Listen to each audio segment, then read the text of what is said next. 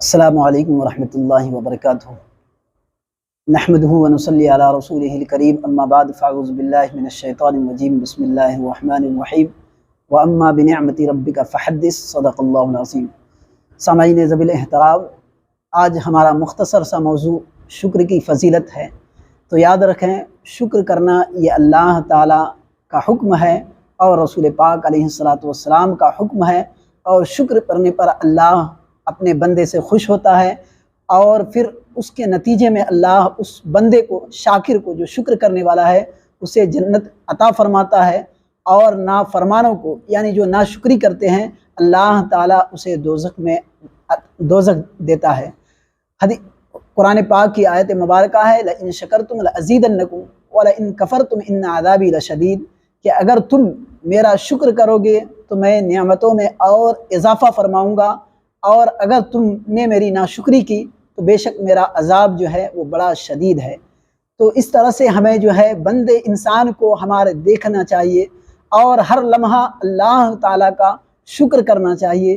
ہم جیسے بھی حالات میں ہو، مشکل میں ہو یا پریشانی میں ہو، ہر حال میں ہمیں اللہ کا شکر لازم ہے، اور کیوں نہ ہو کہ ہمارا پورا وجود ہی اللہ تعالیٰ کی نعمتوں میں گھرا ہوا ہے۔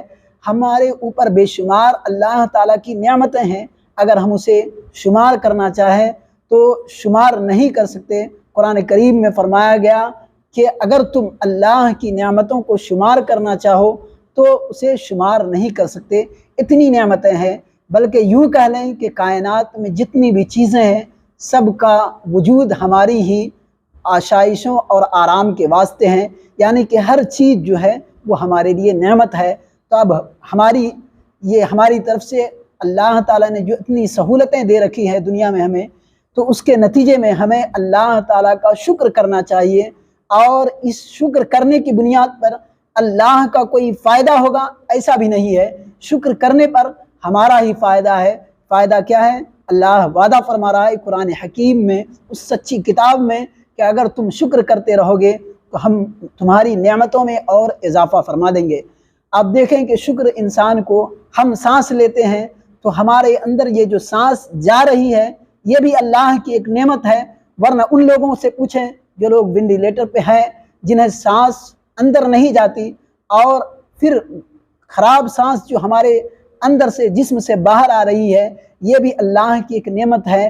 یعنی کہ سانس لینا اور سانس نکلنا یہ بھی اللہ کی نعمت ہے، اور آنکھوں کا ہونا، زبان کا ہونا، پاؤں چلنے کے لیے دیے، یعنی کہ پورا وجود ہمارا جو ہے اللہ کی نعمتوں میں گھرا ہوا ہے۔ تو اب ہمیں اس پہ اللہ کا شکر کرنا چاہیے۔ حضرت شیخ سعدی رحمۃ اللہ علیہ ایک بڑے فارسی کے مشہور رائٹر گزرے ہیں، وہ ایک مسجد میں گئے تو ان کا چپل گم ہو گیا، باہر آ کے دیکھا، تلاش کیا، نہیں ملا، تو زبان پہ تھوڑا سا شکوہ آیا کہ اے اللہ میرا چپل گم ہو گیا۔ پھر جب تھوڑا اور باہر نکلے مسجد کے تو آپ نے دیکھا کہ ایک شخص ہے جس کے پاؤں کٹے ہوئے ہیں۔ یہ دیکھ کر حضرت سعدی علیہ رحمہ مسجد میں جاتے ہیں اور سجدے میں گر جاتے ہیں اور شکر بجا لاتے ہیں کہ اللہ تیرا شکر ہے کہ تو نے مجھے تو پاؤں دیے چلنے کے لیے، اس شخص کو تو پاؤں بھی نہیں تھا۔ تو اس سے یہ معلوم ہوتا ہے کہ بندے کو ہمیشہ شکر کرتے رہنا چاہیے۔ اور دوسری بات، شکر کی کیفیت کیسے پیدا ہو، اس کے لیے حدیث پاک میں جو ہے ایک بہترین نسخہ بتایا گیا۔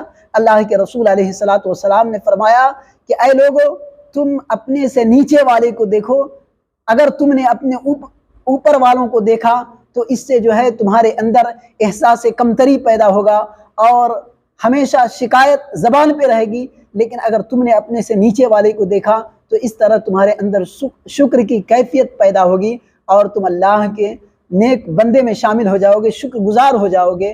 لیکن اگر تم اپنے سے اوپر والوں کو دیکھتے رہو گے تو تمہارے اندر حسد کی کیفیت بھی پیدا ہوگی۔ اس طرح سے بے شمار فضائل قرآن کریم میں، احادیث شریفہ میں جو ہے شکر کی بتائی گئی ہے۔ تو ہمیں چاہیے کہ ہم اللہ کی دن رات نعمتیں کھاتے ہیں۔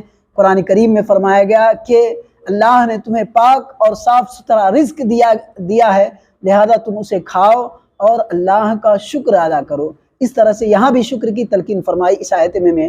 اس کے علاوہ اور بھی مقام پہ جو ہے اللہ تعالیٰ نے انسانوں کو شکر کرنے کی تلقین فرمائی ہے، اور اس میں بھی ہمارا ہی فائدہ ہے۔